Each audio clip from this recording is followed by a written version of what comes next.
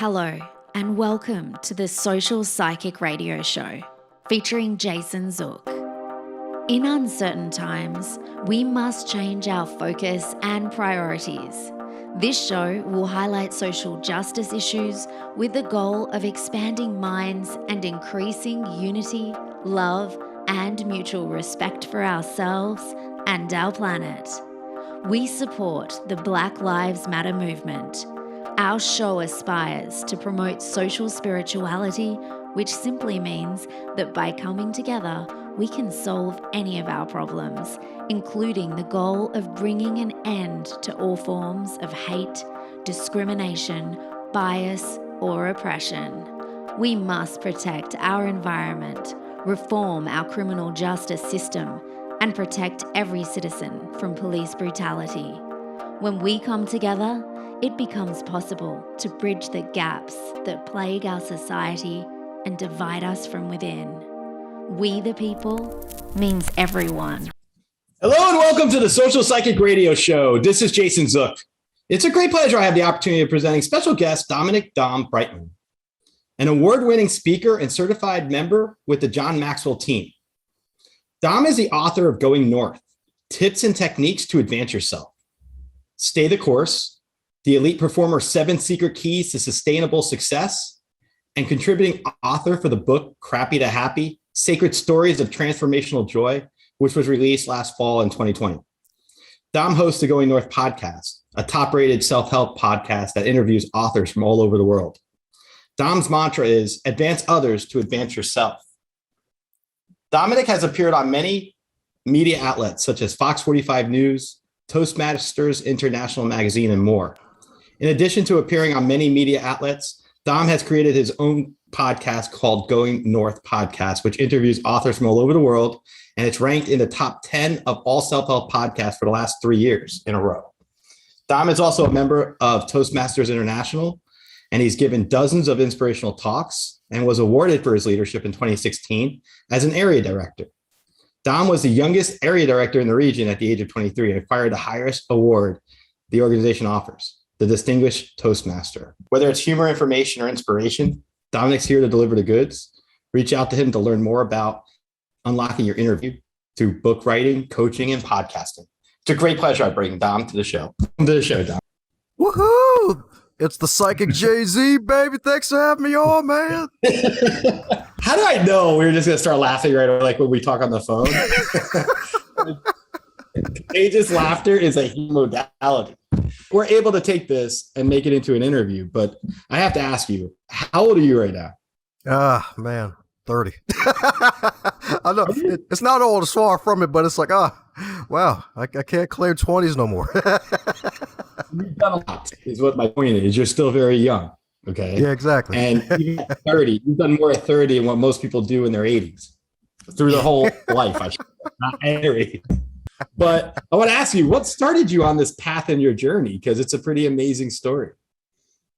Thanks a bunch, man. Well, heck, one of my favorite lessons in life. Never hesitate to show gratitude. So thanks again for having me on your wonderful podcast, my friend. And like, my goodness, like how it all started for me, it really started in the magical womb. And then, of course, after jumping out the magical womb, just basically grew up a bit as a church boy and enjoyed a little bit of school, and then really didn't like school, to be honest. I was a C student most of the time, especially since I went to a Christian private high school for, I'd say 6 out of my 12 grades growing up. So the first 6 were publics, the other 6 were in a private Christian school. And man, they gave me the beat down. Like 70% of your grades was how well you took tests. And in public school, they don't prepare you for that. Their things like, hey, tests are what's going to get you into college. And once you get into college, you have to survive these exams. So yeah, 70% of your grade is tests, 30% homework, quizzes, and then everything else. I'm like, oh God, wow. And on top of that, learning some good Bible stuff too. So being a church boy paid off a bit, somewhat in that regard, because it's like, hey, I'm already church boy. It's a Christian school. It's not like a full Catholic school where they got rulers. So, I didn't get smacked up a bit with the rulers, thank God, but took some of the lessons there. Did you get lessons in guilt? Yeah, definitely the guilt. A little bit? Get the lesson. Yeah. Sinners saved by grace, all the good stuff from the Romans road. without being an actual Roman. Although all hail Roman Reigns, the tribal chief, has a bad reference for anyone who knows wrestling out there. People would think we'd be drinking something other than soda or water right now. When you first got involved in Toastmasters, did you think you'd rise the ranks the way you did? Oh, heck no. Far from it. Funny enough, I joined Toastmasters just to network with people and to find a speaker for a public speaking seminar that I volunteered to chairperson and spearhead for my church. And let's see, that was back in 2013 and joined in around officially October that year. And I had until March 2014 to basically make it happen. And funny enough, after the seminar was a success, like I was leaving stuff on the table. Heck, even the powerful question folks can take home with them if they made it this far through a magical chocolate nonsense is how can I make sure that I don't leave any blessings on the table?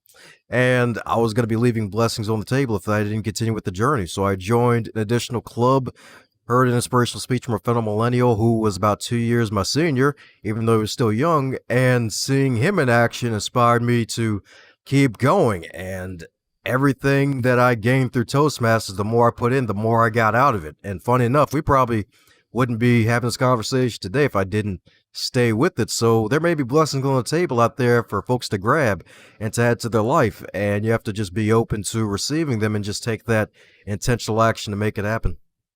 You know, I love to reward someone who follows their passion and makes it a livelihood, because that's what that sounds like to me. It sounds like you followed your passion and you're making it your livelihood right now.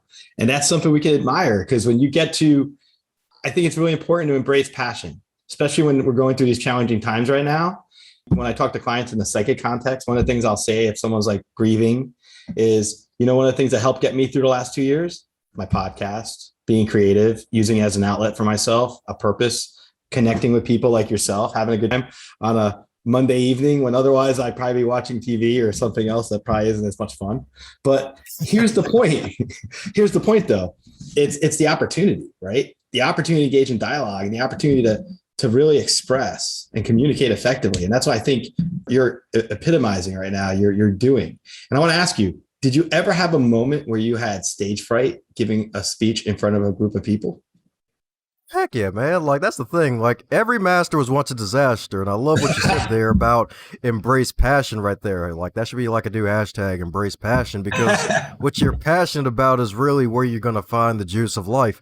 And to be honest, when I give presentations now, like if it's going to be in front of an audience, a live audience, and I don't have any nervous energy, then that's a bad sign that is going to suck. Because there are times where I came in cold cocky and I sucked bad.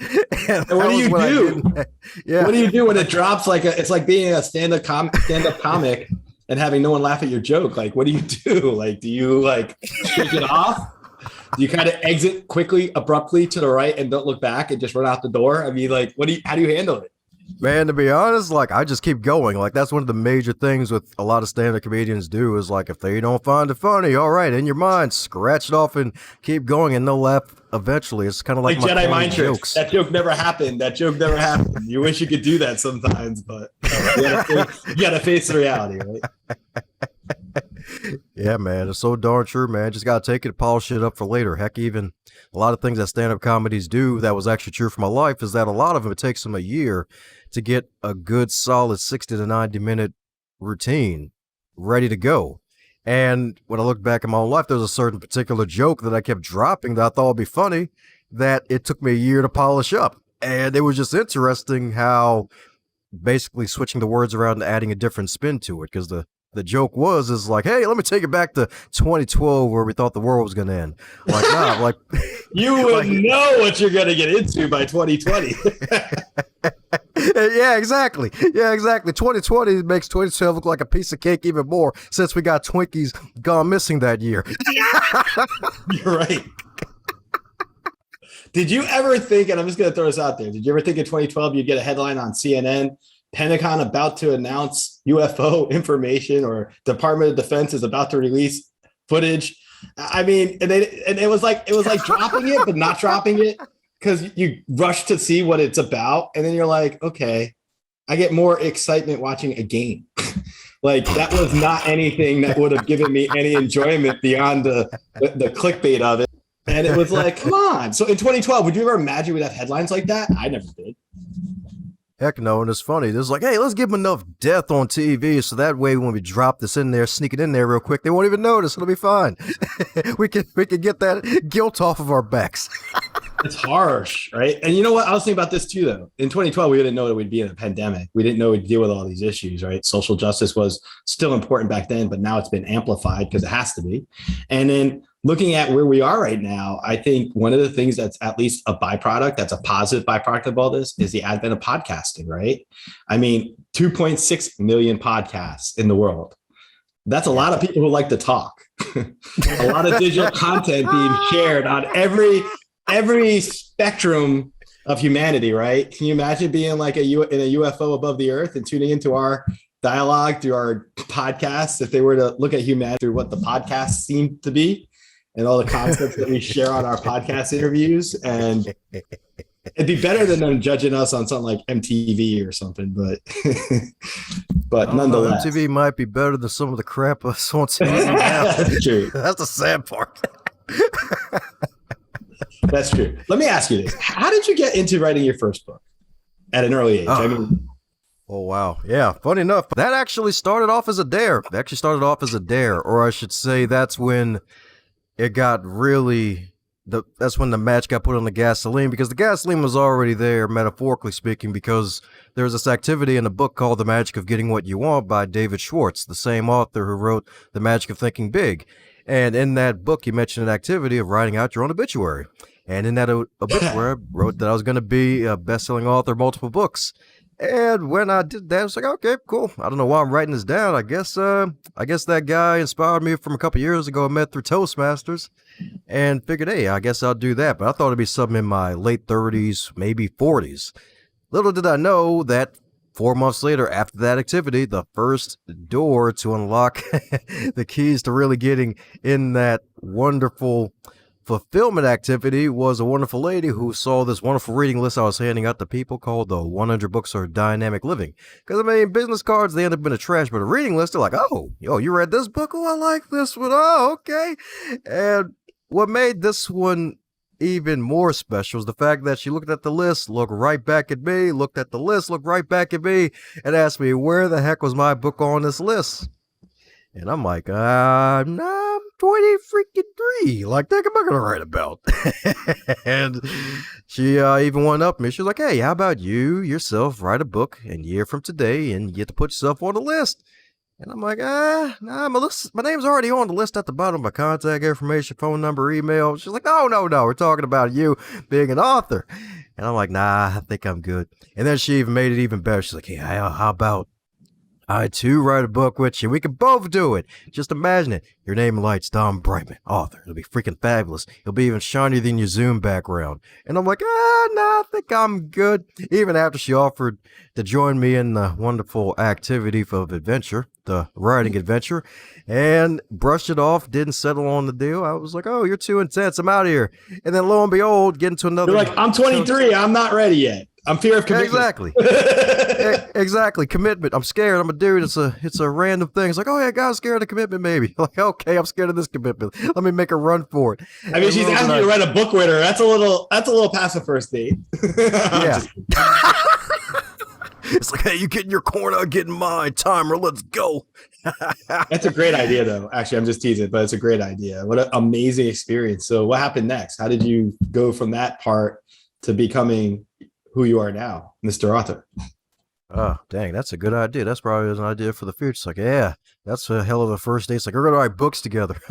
And all two authors dating. That's funny. Anyways, but yeah, what happened next? A couple days later, went to a Toastmasters meeting, gave the speech version of the most efficient way to advance yourself, and I was required to give a Q&A at the end.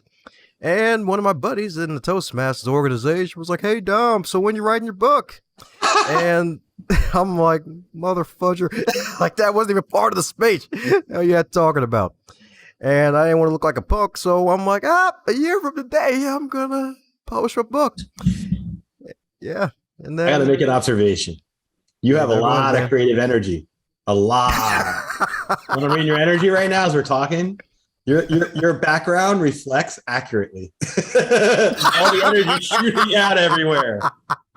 And I don't see you stopping with books, and I don't see you stopping in podcasting. I think you're going to do a lot of creative ideas. Like, tell our audience about your podcast and how you came up with the idea for it. Oh, sure thing. So, funny enough, the first ever book that got completed a year later became the name of my podcast, Going North, Tips and Techniques to Advance Yourself, because that was my main response whenever someone asked me, hey, how's it going? I'm like, hey, it's going north. Like, hey, it's going up. And it got a couple chuckles, and it's kind of catchy, kind of clever. I'm like, oh, shoot, why not? And I decided to make it all about interviewing fellow authors to get their names out there and get their books out there, because that was one of the major things I love that. needed when I first started out, was like, hey, folks need a platform to get their voices heard, and putting the requirement of having published a book to be on the show is a way to niche myself in a way.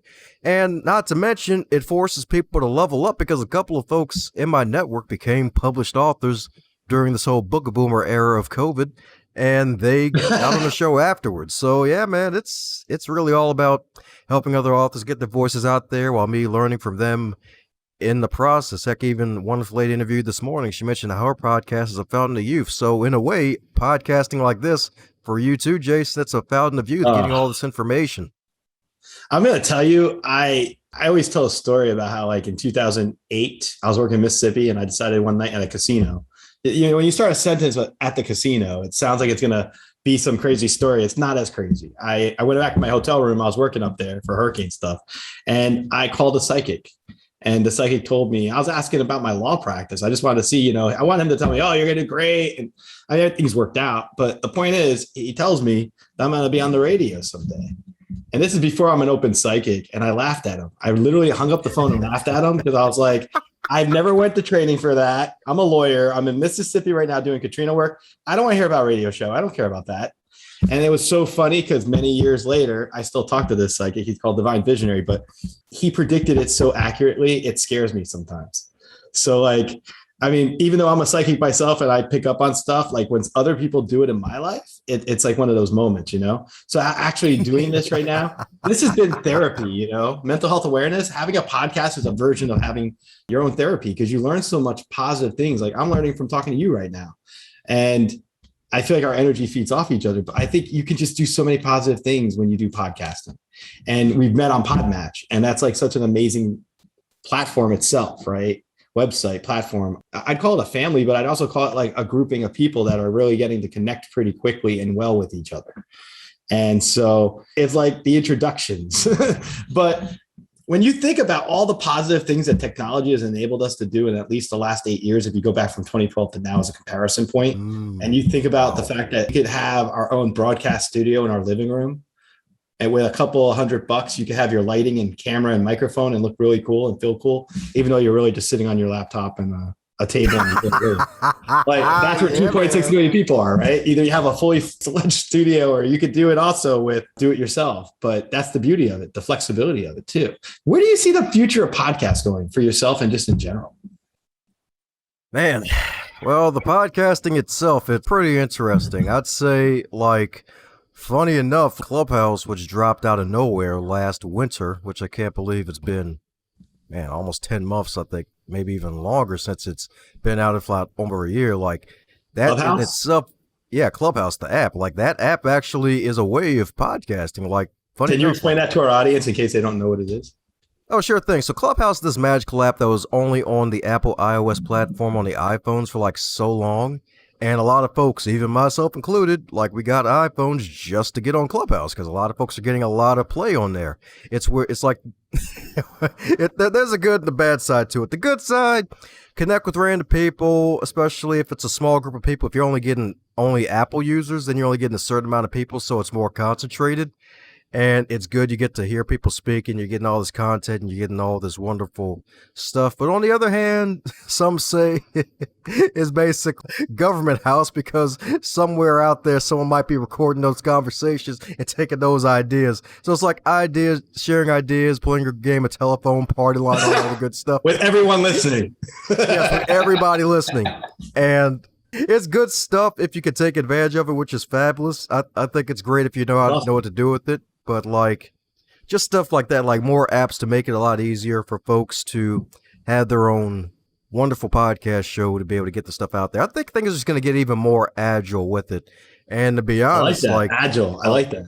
Yeah, that's really what it's all about, because that's what we're doing now, Jason. Like Zoom and all this other stuff, like Blog Talk Radio, which I'm pretty sure you can still find a lot of your stuff on there. Like that was the major thing now, but there's like so many apps out there. So I think podcasts are going to continue to grow and expand, and they're going to make it more agile to really consume information, because a lot of folks are tired of really having propaganda spit at them all the time, when if you get to a certain point, you can choose which propaganda to receive. You can create your own material for people to understand you better at, right? You can have your own show, and then, I mean, it's a unique thing to have your own podcast so people actually listen to you and you have the courage to go out there and do it. But it's like, you could also create your own ideas and put your own content out there through a creative process. And that's what I think underlies podcasting that we don't talk about too much on the surface, which is the value of creativity in the art of podcasting. Because anyone can grab a microphone, but if you don't have interesting stuff to talk about, I don't think many people want to listen to what you have to say. You can say that again. You can do that anywhere you go. You could go to the bank, get stuck in line, listen to people talking to each other. It's not going to entertain you. You want to have a purpose when you have a podcast. At least I would think you'd want to have some type of focus. Like yours is very novel and impressive that you have authors come on your show. How many authors have you had to date on your podcast? Wow. Official count. It's somewhere in the higher 400s. It's probably like 494, maybe, I'd say. Probably somewhere between 494. Because funny enough, I kind of count these since it's like different names in a way. But during this month in particular, when we're recording this, my podcast was born officially on Apple Podcasts on September 28th, 2017.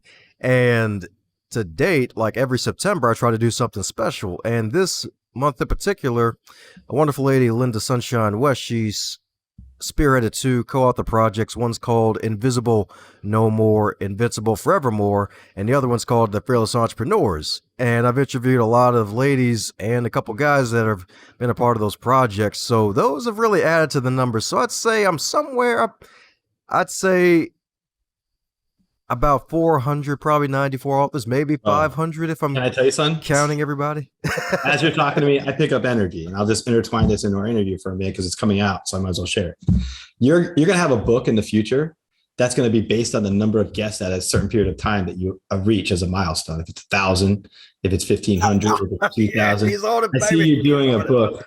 I see you doing a book with that in the number to catch the reader's attention, or to, whatever it's going to be. And that's going to be one of your next projects. I see you as a prolific author in your career, and speaker and presenter, and also having your own ideas in the future too, that you share more about yourself and your unique individual perspectives and experiences in future works. Oh man, I receive. The chocolate will be spread everywhere. I receive. Let me ask you this. When you got your first opportunity to write in your book, what was the greatest obstacle you found to publishing? Wow. First obstacle with book one. I guess with that, to be honest, like book one out of the two solo projects that I've had so far that are out there, the first one was a lot more fun than the second one, because the first one, I wrote 14 pages of raw content, like literally grabbed a notebook, started writing 14 pages of raw content, because right after that Toastmasters meeting where my friend called me out in the Q&A session when my speech had nothing to do with that question, like fear kicked in. I was like, man, let me just get started. Just started writing 14 pages of raw content, became the last chapter of the book, then went through a hibernation period. Then once January 2016 kicked in, I got in a disciplined schedule where every weekend I'd write towards the book. Not to say, like, probably myself as a whole was probably my biggest obstacle to getting it done, because we can be our own worst enemies. Heck, I still remember this wonderful story that's been in my mind a lot about this wonderful soldier, wonderful warrior named Gearfried, who basically was a powerful warrior, and every time he had a weapon and he would swing it, especially if it was a sword, the earth would shake. And because of his power that he feared, he decided to put himself in a special suit of armor where it would contain his power, and every time he would use a sword, it would basically break, so that way the earth wouldn't shake. And after breaking through that armor, realizing that he had that power, he realized that, oh, I'm a sword master now, once again. And just, that was the thing, just being scared of own power, self-doubt, of course, the comparison gap / trap. I was like, what the hell am I going to write about at 23, even though I went through a car accident and all this other stuff. Always other people got books out there. And really, one of the major things that helped me to get through it was realizing, even though, heck, I forgot the exact scripture, but it was in one of the Gospels where Jesus talked to Peter, where he mentioned that he will do greater works than he himself, Jesus. And the thing is, like, even though some of the things you may read in my book may not be exactly different, but it may be said in a way that may hit you at that particular moment. Because we all have different voices, like you have your podcast, Jason. Like, there's someone that you're going to reach that someone else may not be able to reach. The guests on your show, funny enough, if you look at both of our rosters, we probably share at least 30 names that have been on our podcasts. And we've gotten gold out of each and every single one of them. That may have taken them to the next level to find something new. And the person listening may be like, wow, I heard him on Jason's show and heard him on Tom's show. It's like, man, they got so much to offer. Let me hire them on for business. And it's just stuff like that where you realize, hey, even though there's nothing totally quote unquote new on earth in terms of ideas and things like that, especially with self-help, you may say it in the right way to unlock that key that someone's been needing to be unlocked for a long time. Being a messenger of a particular message that might be there in book, in print, you learn it, you study it, but the way that you can deliver it in a factual way that resonates with people in relative ease, that's special. And having the ability to do that's special. And I feel like you're good at that. You're good at explaining things with relative ease to people. Oh, well, thank you. That's right. The magical ease. Let me ask you this. What is your favorite thing about podcasting that you haven't shared with anyone before? That last part of the question, that was a darn good one. Man, so that means I can't say personal growth because that's the easy answer. Wow, that's a damn good question that I haven't shared before.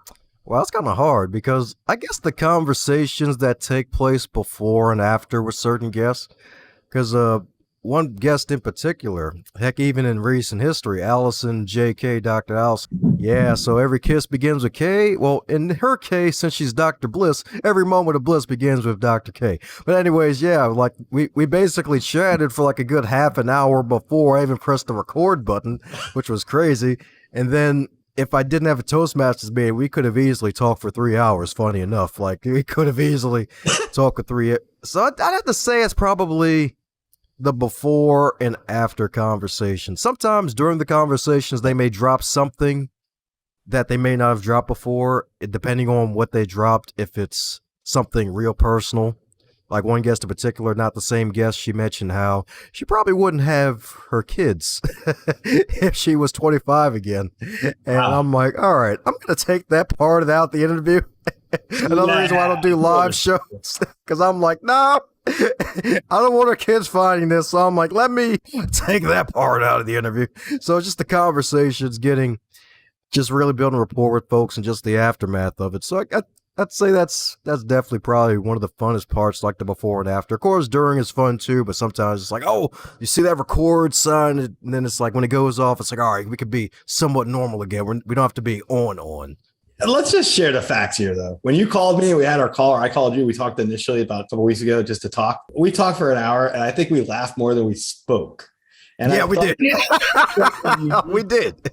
That's such a unique dynamic for me because I need that kind of laughing medication, right? It's like a laughing meditation too, but it's an ability to smile more. And I feel like the act of laughing is actually something that we can really deeply appreciate because the humor involved and the connecting when we did that, I feel like set the tone for our episode today. I want to ask you this. What's been the most challenging question you had to ask somebody during one of your interviews? Wow, the most challenging question. Wow. Okay.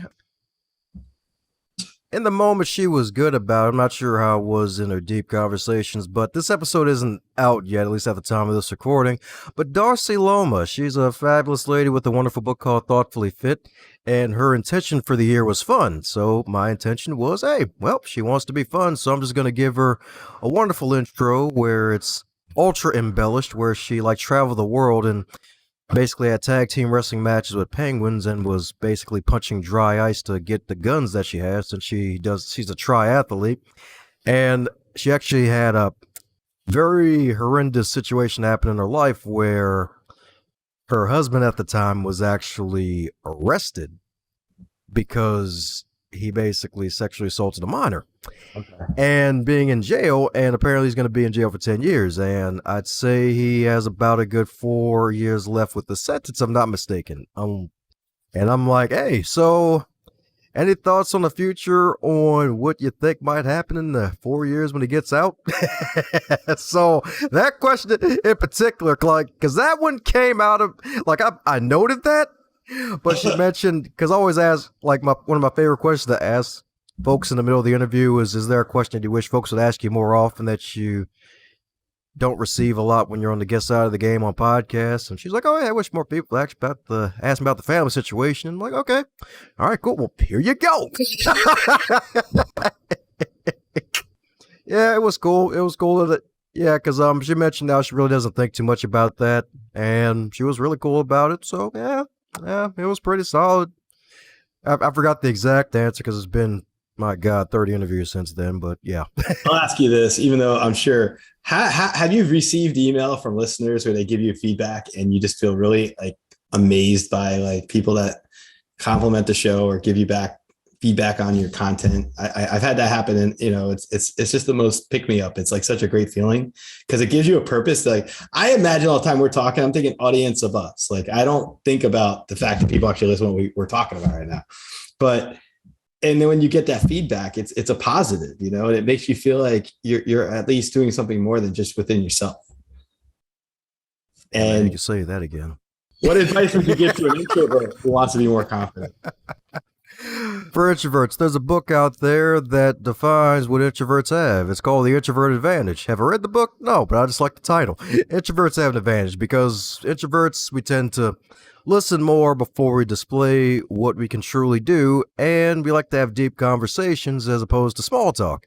Now, granted, I'm more of an ambivert, which I've discovered over these past few years thanks to the whole transformation process. I do better with smaller crowds, and even though I do like the adrenaline rush of a big audience, don't get me wrong, I love the public speaking and everything. Like, I have a bit of an ego there, I will admit, but also the introvert side of me is like, okay, more the listener, the quiet patient listener, the quiet patient guy, and just focusing on coming from a place of service. Like an introvert going to a networking event, like, go in with the advancing man philosophy of it, trying to help someone else and being of service and seeing how you can help someone else, asking someone, hey, what's been going good for you lately? Hey, what's been going bad for you lately? Hey, what are you most excited about in the next 3 to 6 months?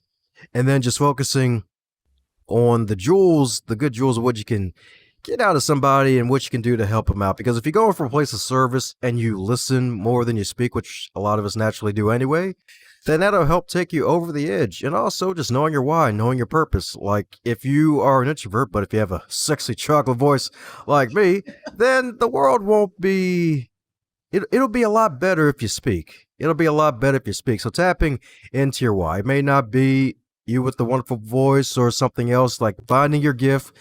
Heck, even earlier, hashtag embrace passion. Like, embrace your inner passion. Whatever makes you passionate, do that. Get around other people that are doing that. Heck, even joining Toastmasters. I like to call it a leadership sandbox, as well as a nice low-impact networking environment for introverts, because a lot of people in Toastmasters, they want to help each other become better, and they want to become better. So if you're in an environment where personal growth is the main mission, then that's the place to be. I love the topic of personal growth, by the way. It's a catchy 2 words, but when you really think about personal growth and what people can do with it in terms of self-empowerment and being able to challenge themselves to go outside of their comfort zone. Perfect example, you being ambivert and growing yourself from where you were previously an introvert to becoming a podcaster. When you went through that transformation process, what do you think was the most unexpected aspect of your transformation that you appreciate now that you didn't expect at the time? Like, I hate bringing it up because I bring it up on a lot of podcasts, but I have to say it was my 21st birthday, because the thing is, like, that day I thought I was going to go to class that day for IT security, and I thought I'd be fine, but little did I know I was going to freaking make a left turn, and then my brake would jam, my darn car would crash into the freaking curb, and I'll end up backing up traffic for a good 90 minutes. Like that, that was really probably one of the most unexpected moments, because really that was one of the things that was really brick by brick building up to the moment where I really found personal growth and got a little more serious about life. Because I mean, looking back, that was one of the greatest birthday gifts I've received in my life, because it helped me to really get more serious and realize that, hey, I got a gift to share and I got to become better. And what way to become better? By finding your own acres of diamonds where you are, the gold beneath your feet where you are, and seeing what riches that you have already within yourself, and then tap into those. Like me in particular, my own acres of diamonds was my job at the library. That was a part-time job where I was around books, but the thing was, I hated reading because of the fact that the books that they give you growing up, they make you hate reading. You see a textbook like, oh God, I don't want to freaking read ever again. Like you yourself, Jason, like my man passed the bar. Like I'm sure a lot of stuff that you read in the past, you're like, I don't want to read any of that crap again. I'll share something with you about that. When you study for a bar, because I did several, obviously, so I'm in 5 states, I waived in only one. But you do a dumping process after you take that test, and you study it for 2 months straight, and you just learn the law of that state. And you literally go from 2 weeks after that. I remember I'd be in the middle of a conversation, I'd throw some black letter law in the middle of something without even realizing it, because I had studied so much. It's just right there for recall. So I'd be sitting at a diner with a friend, and we'd be sitting there, and then someone would drop a napkin on the floor, and I'd be like, oh, that's a tort waiting to happen. We might want to help pick that up so that the person right there won't fall and we negligence. And I go through this whole litany at the end. My friend, I thought we were going to talk about podcasting. So yeah, going back to that, the bar exam could be a rather traumatic experience, but you got to learn how to put within the right boundaries. Like take a vacation after you take the bar. That's recommended. Yeah, clear your mind. Get your mind off of it. I want to ask you about this. So you worked at a library, and that's amazing, because I think libraries are like our reservoirs of knowledge historically. If you think about ancient libraries and then just in general, I think that they're a treasure trove for us. I want to ask you, what's your opinion on it? Do you believe that libraries will continue long into the future, even as we enter more of the digital age? Oh, heck yeah, man. Because the reason why, like, heck, even classic library in Baltimore, Maryland, heck, even I'd say Virginia Beach, and a lot of folks in the East Coast, a lot of public libraries, we had to pivot during the darn pandemic. A lot of us, because the thing is, I still have a day job as a librarian. So, you know, this is my passion, the speaking and all that other good stuff, but I still have a day job too. So that's a little reminder to the folks listening, like, hey, this sexy chocolate Adonis has a day job too. So don't quit your day job. Stay, make sure you keep it here. We all have day jobs, right? Yeah, exactly. It's like, yeah. And with that pandemic, when it first hit, we were like, oh crap, what the hell are we going to do? And then after they let us keep our jobs, we had to pivot. We had to do more virtual story times. And with our buildings, we expanded the Wi-Fi to reach the parking lots of each and every single one of our buildings. So if someone had a laptop, but they didn't have internet at home, they could drive or walk up to the library, use the internet on the parking lots while the building was locked down. And when we opened up in the summer for curbside pickup, which is another thing we had to learn from other organizations where folks can pick up books, materials, and other good stuff, is the fact that we became stomping grounds. We became drop-off points for meal services. So a lot of kids, hungry kids out there, especially inner cities, that would be the only time they would get a meal, a lot of the kids. And the thing was, they were missing that. So we basically were using certain libraries, about a good 10 out of the 19 in a certain part of the Maryland area, to hand out free meals to kids, and that way they wouldn't starve. So yeah, libraries are going to be around for a long freaking time. Like information sanctuaries, reservoirs of knowledge, yes, but also community hubs and spaces for folks to get some work done and to really tap into their community. Because the thing is, a lot of public libraries are really now gearing towards being community servants, because that's what the library is. It's a servant to the community. I love that. I love the fact that you were just able to raise that perspective, because I think it's so important to appreciate and recognize that our libraries are so important for us and so critical. And that's a good point, like providing community resources through libraries as a hub, as a meeting place, as an opportunity for someone that may not have a computer to use their cell phone or internet access to go up to the library parking lot all all hours of the night, not worried about whether or not the buildings are physically open or available during the pandemic. That's noble. I like that a lot. And providing meals to needy children. That's beautiful. Let me ask you this. When you look at your future 5 years from now, where do you see yourself? I always had mixed feelings about that question. Is that one of the ones that just dropped? No, it's not that it dropped. It's just that, like, when it comes to, like, basically envisioning things, it's like it's never been, like, one of my strongest areas. I've been working on this good stuff. I could custom tailor it for a second. I'll just say that in 5 years, I see you with three more books. I see you very satisfied with what you're doing, and I think you're going to wind up having rental properties. But that's just me looking at. So I could answer that for you if you want me to. Am I going to get a big invoice later? Energy's energy. It's all around you. It's like in your background. It's actually like what I see off you is coming off you in reality from your background. But well, I'm all for it. Yeah, because this next book, it's been interesting. We'll see. That's the drawback of being a creative. It's like you have so many ideas. It's like you just gotta buckle down and focus on one. So yeah. Talk about the Distinguished Toastmaster. I want you to get a little more detail with that, how you got it and what it requires, and just how was this an experience for you? Because obviously it's a foundational thing that really helped you excel. And so, yeah, man. Like, thanks for that question. Indeed, another reason why DTM stays at the end of my name, so I can have some alphabet soup too. You know, alphabet soup name, letters, gotta love it. No, but seriously though, Distinguished Toastmaster, for those who don't know, the organization Toastmasters. Join Toastmasters if you want to become better in life. Join Toastmasters if you want to at least have an opportunity to have a laboratory to practice some of your content.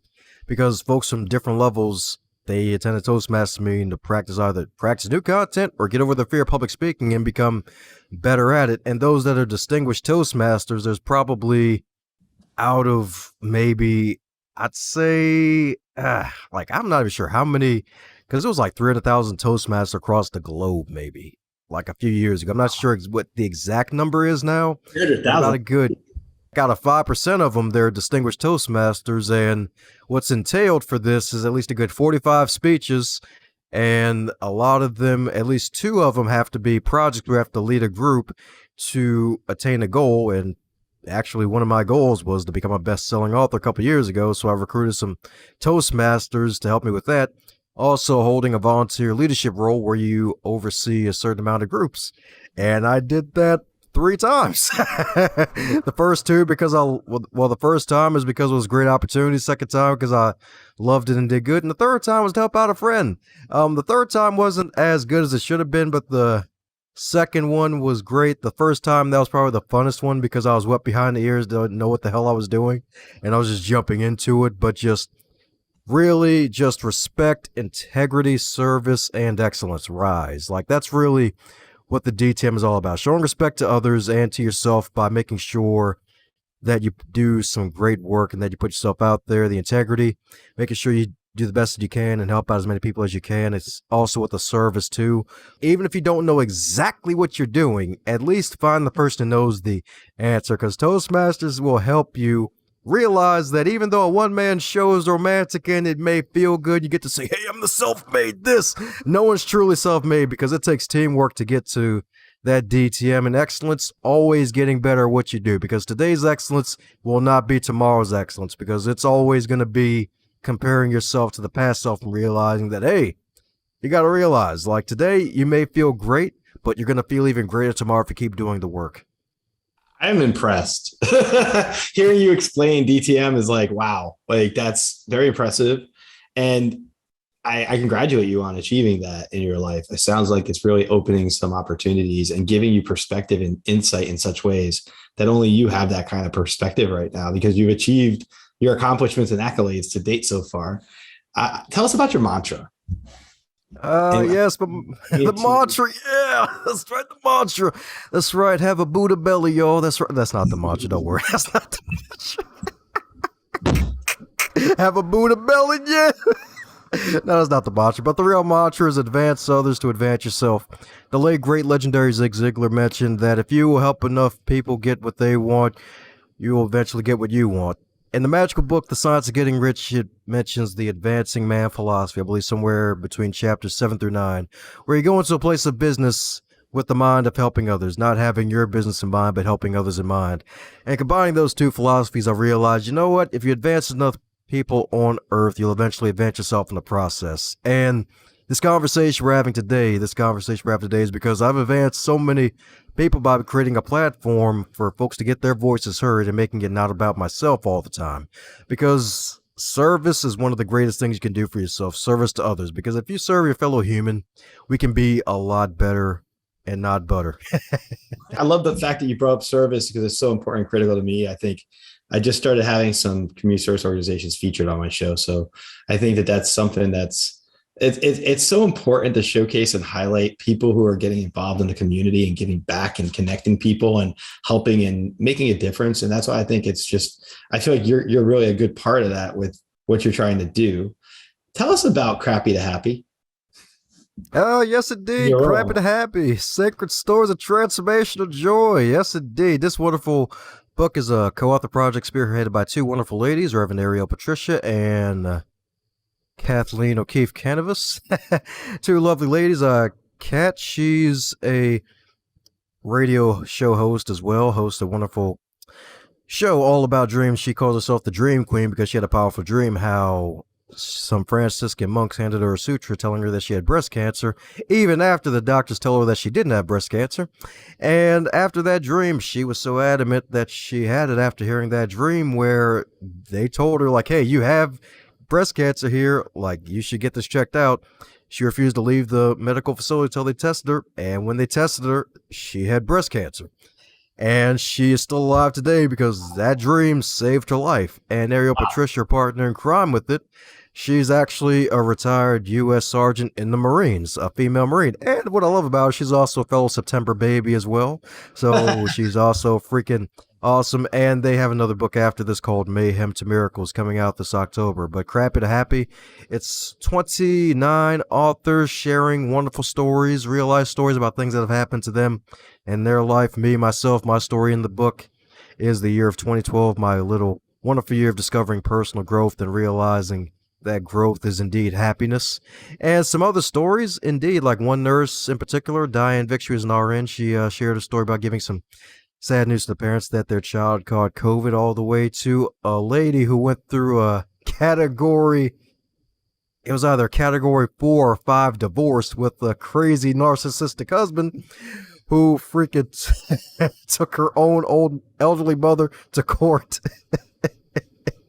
And turns out her son was also LGBT and had a little transitional phase and became, I guess she now, if I'm getting that properly.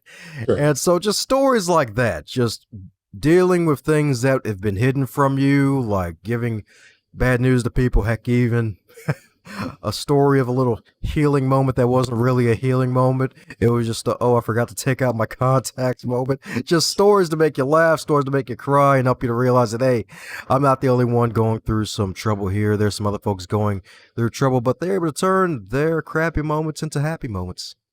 I love the theme of it. I think to have the opportunity of sharing and showcasing all those various ideas is great. It sounds like a really interesting book, and I recommend our audience check it out for sure. Tell our audience how they can connect with you directly. Yes, for those who want to contact with the wonderful punster who graduated from Penn State University, Mr. Dom Brightmon himself, head over to dombrightmon.com. That's right, dombrightmon.com. And there's even a free gift for listeners, too, the 21 Lessons Learned from, well, I got to update the title now, 3+ years of podcasting. If you want 21 lessons to help grow, manage, and start your podcast, pick that up too, where you get to have that wonderful ebook, and you get some monthly inspiration from yours truly with the whole email thing, because social media is great, but social media can be evil because they don't let all of your contacts see your stuff. So yeah, if you want to jump on the email list, keep up with what yours truly is doing, then yeah, head over to dombrightmon.com. Have you ever considered doing voiceover? I need to get more serious about it. I did an audiobook. I'm just going to say, I mean, like, I have never had anyone deliver their own pitch in such a way that you feel like you're about to, like, go on a ride. Like buckling up right now. We're about to take off. Pretty exciting, pretty great stuff, man. Great stuff. Let me ask you this. If you were a spirit animal, which spirit animal would you be and why? Yeah. Darn. And I had an answer prepared for this question, too, and I forgot it already. That's the funny part about it. What spirit animal would I freaking be? You know what? I think my spirit animal would be a camel. Because the thing is, hump day, I love saying happy hump day because it's a wonderful joke, so I get to play on the tiptoe on the edge of some NFSW stuff with my colleagues, just mess with them. They're like, yeah, happy hump day, happy camel appreciation day. But also the fact that camels store water and they can help you get across the desert. And the thing is, I like that. if I get to help people cross the desert of their life through their valley moments and they can get some hydration through that, then afterwards, then hey, I think I'll be a camel. Like give folks some traveling miles through the desert and store some water in these wonderful humps. I can see how you're a DTM.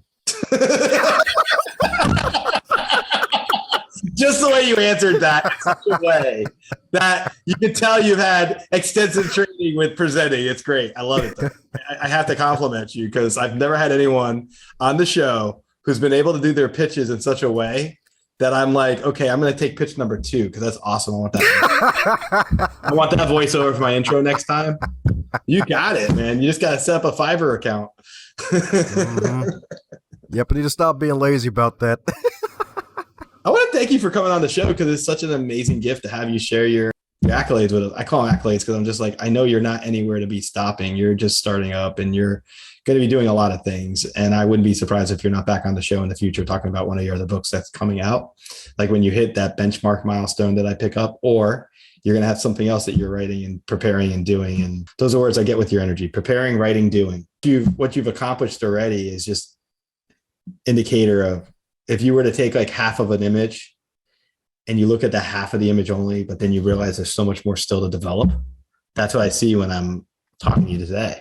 Just half of your image, so much more to come in, so much more we get to see, so much more out there that you're going to create. So that's exciting.